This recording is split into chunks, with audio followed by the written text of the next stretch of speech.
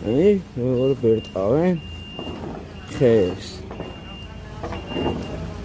ანუ ახალი ნაყოფი მოაქვს ეხლა ხეს ახალი ნაყოფს ისხავს და ძველმა ანუ შარშანდელმა რო არ გააფუჭოს ახალი ნაყოფი ნახე რა მომდია ასუფთავებენ სუნთლიანად ანუ აყევინებენ რა ფოთოფას